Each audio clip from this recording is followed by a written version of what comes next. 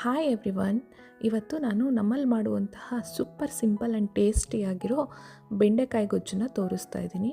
ಇದು ಒಂಥರ ಹಳೆ ಕಾಲದ ರೆಸಿಪಿ ಅಂತಲೇ ಹೇಳ್ಬೋದು, ಆದರೆ ತುಂಬ ಟೇಸ್ಟಿಯಾಗಿರುತ್ತೆ. ಬನ್ನಿ ನೋಡೋಣ ಹೇಗೆ ಮಾಡೋದು ಅಂತ. ನಾನಿಲ್ಲಿ ಒಂದು ಅರ್ಧ ಕೆ ಜಿಯಷ್ಟು ಬೆಂಡೆಕಾಯಿನ ಚೆನ್ನಾಗಿ ತೊಳೆದು ಅದನ್ನು ಡ್ರೈ ಮಾಡಿ ಇಟ್ಕೊಂಡಿದ್ದೀನಿ. ಅದನ್ನು ಥಿನ್ ಸ್ಲೈಸಸ್ ಆಗಿ ಕಟ್ ಮಾಡಿ ಇಟ್ಕೊಂಡಿದ್ದೀನಿ.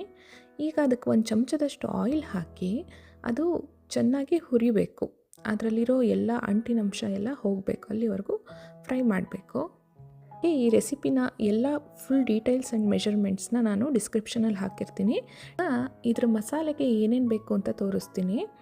ನಾನಿಲ್ಲಿ 1 ಟೇಬಲ್ ಸ್ಪೂನಷ್ಟು ಕಡಲೆಬೇಳೆ ತೊಗೊಂಡಿದ್ದೀನಿ. ಅದಕ್ಕೆ 2 ಟೇಬಲ್ ಸ್ಪೂನಷ್ಟು ಉದ್ದಿನಬೇಳೆ ಹಾಕಬೇಕು. ಆಮೇಲೆ ಒಂದು 10 ಬ್ಯಾಡಗಿ ಮೆಣಸಿನ್ಕಾಯಿ ಇಟ್ಕೊಂಡಿದ್ದೀನಿ.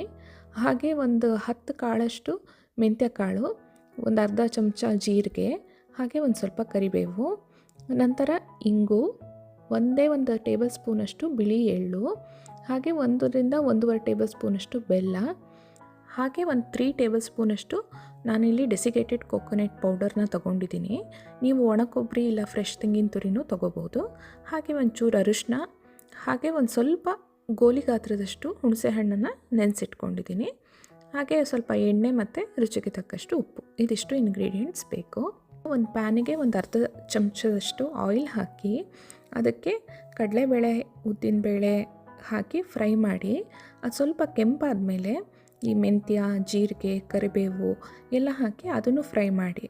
ಅದು ಫ್ರೈ ಆದಮೇಲೆ ನಾವು ಇಟ್ಕೊಂಡಂತಹ ಎಳ್ಳು ಮತ್ತು ಕೊಬ್ಬರಿ ಹಾಕಿ ಅದನ್ನು ಫ್ರೈ ಮಾಡಿ. ಈಗ ನೋಡಿ ಎಲ್ಲ ಎಷ್ಟು ಚೆನ್ನಾಗಿ ಫ್ರೈ ಆಗಿದೆ, ಹೊಂಬಣ್ಣ ಬಂದಿದೆ.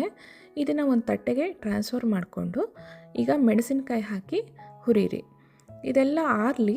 ಅಷ್ಟೊತ್ತಿಗೆ ಇನ್ನೊಂದು ಬಾಣಲೆನಲ್ಲಿ ನಾವು ಒಂದು 2 ಚಮಚದಷ್ಟು ಆಯಿಲ್ ಹಾಕಿ ಸಾಸಿವೆ, ಕಡಲೆಬೇಳೆ, ಉದ್ದಿನಬೇಳೆ, ಹಿಂಗು ಹಾಕಿ ಅದು ಫ್ರೈ ಆದಮೇಲೆ ಈ ಆರಿರೋ ಮಸಾಲೆನೆಲ್ಲ ನುಣ್ಣಕ್ಕೆ ರುಬ್ಬಿ ಅದನ್ನು ಹಾಕಿ ಚೆನ್ನಾಗಿ ಕುದಿಲಿಕ್ಕೆ ಇಡಿ. ನೀರು ಎಷ್ಟು ಬೇಕೋ ಅಷ್ಟು ಬಳಸಿ.